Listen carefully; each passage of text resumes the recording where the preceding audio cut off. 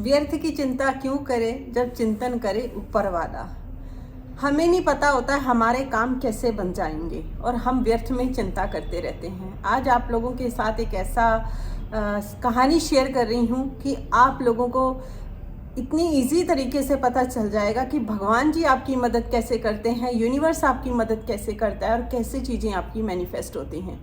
बहुत छोटी सी वीडियो बनाऊंगी तो प्लीज़ वीडियो को पूरा देखिएगा। वेलकम है ब्यूटीफुल सोल्स, आपका पीसफुल प्योरली सोल्स चैनल पर। मैं हूं आपकी देविंदर और आप लोगों के लिए हमेशा की तरह फिर एक आपकी हेल्पफुल नॉलेज भरी वीडियो, यूज़फुल वीडियो लेकर आ गई हूं।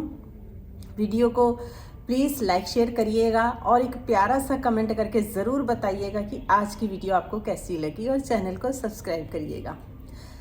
चलिए हम बात करते हैं। कई बार ना हम बहुत परेशान हो जाते हैं, हम सोचते हैं बहुत, कई बार व्यर्थ की चिंता मन में चलती रहती है। अभी कई लोग तो पास्ट की लेकर बैठे चिंता करते रहते हैं, बल्कि पास्ट में जाकर हम कुछ भी सही नहीं कर सकते। अब हमें पता है कि पीछे नहीं जा सकते हैं।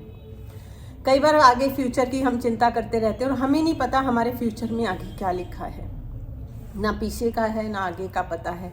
जो अभी इस टाइम हम जो काम कर सकते हैं उस पर हमारा ध्यान ही नहीं होता। हम बहुत ही चिंता करते रहते हैं कि कैसे होगा, लेकिन हम भूल जाते हैं कि भैया जिसने धरती पर भेजा है उसने भी तो कुछ सोच के भेजा होगा ना, उसका भी तो कुछ काम होगा।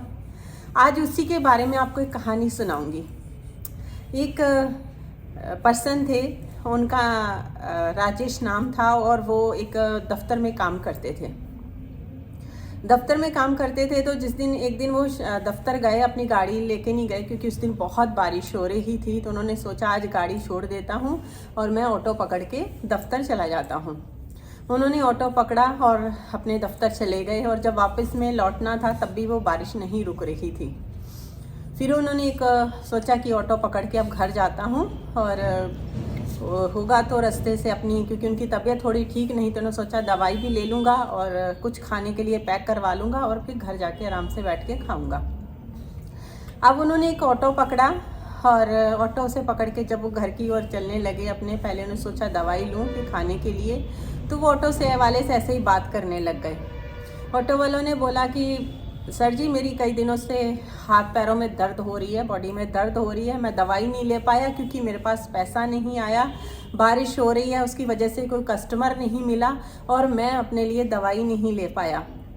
और चलो कोई बात नहीं, जैसी ऊपर वाले की मर्ज़ी, उसने ये बोला।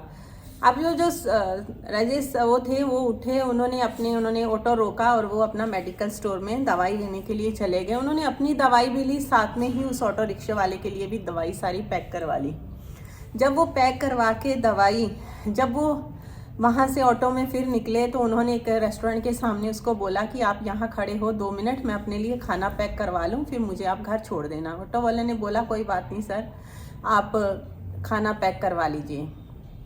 जब वो वहाँ पर गए तो वहाँ मेन्यू देखा तो उन्होंने बहुत सारी चीज़ें थी, लेकिन उन्होंने पैक करवाए छोले भटूरे उन्होंने पैक करवाए अपने लिए और उस रिक्शे वाले के लिए, और वहाँ पे पैक करवा के वो वहाँ से फिर घर की ओर चल दिए।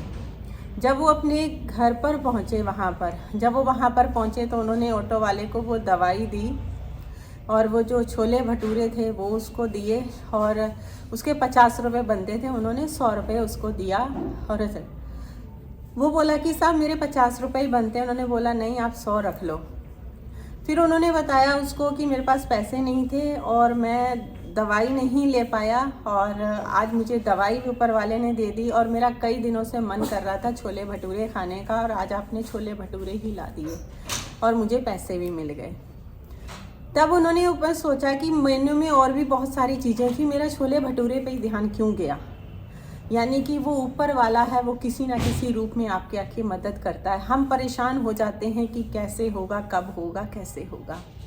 तो आप इस कहानी से समझ गए होंगे कि ऊपर वाला हर पल हमारे साथ रहता है, हर पल हमारी मदद करता है, हर पल हमारी चीज़ें मैनिफेस्ट होती हैं। हमें धैर्य रखना पड़ता है, तसल्ली रखनी पड़ती है, खुश रहना पड़ता है और अपना कर्म करना पड़ता है, जिससे सारी चीज़ें सब अच्छे से हो जाती हैं। तो इसलिए खुद पर भरोसा रखो, उस ऊपर वाले पे भरोसा रखो, सब कुछ अच्छा होगा।